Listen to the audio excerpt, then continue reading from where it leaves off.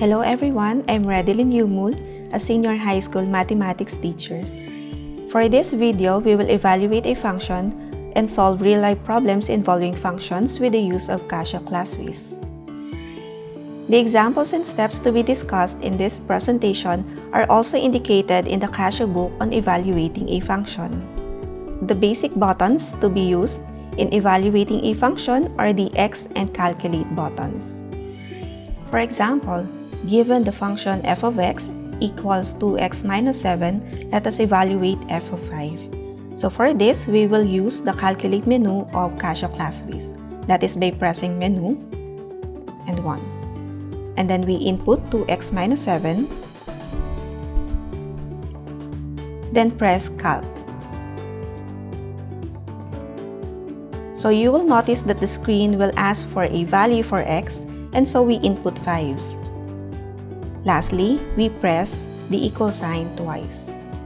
So f of 5 is equal to 3. Let's try another example. So in evaluating this function, aside from the X and Calculate buttons, we'll also be using the Square of a number button. Again, using Calculate menu, we input 2x squared minus 3x plus 1, and then press calc. Then we input 3 and press the equal sign twice. So f of 3 is equal to 10. For the third example, take note that the function f is the same function given in example number 2. So these two functions can be evaluated simultaneously using the Calculate menu of Casio Classwiz.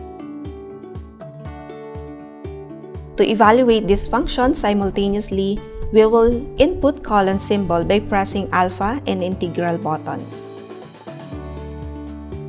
So we also need the fraction button for this example. So let's begin. So we input 2x squared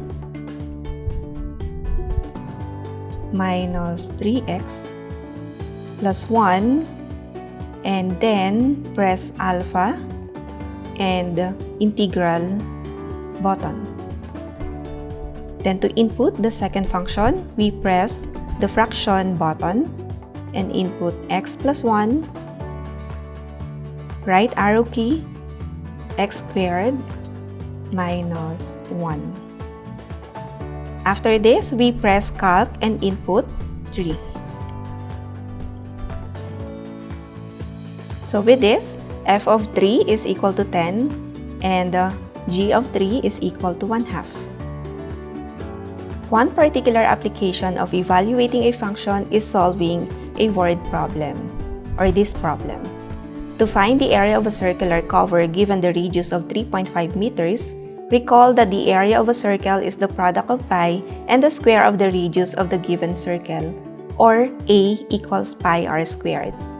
But to solve using Casio Classwiz, we will only denote the radius by x. So we will input pi x squared. To do that, press Shift and Scientific Notation buttons. Then, x and x squared buttons. Press calc to input the radius of the circular cover 3.5. Then lastly, we press the equal sign twice.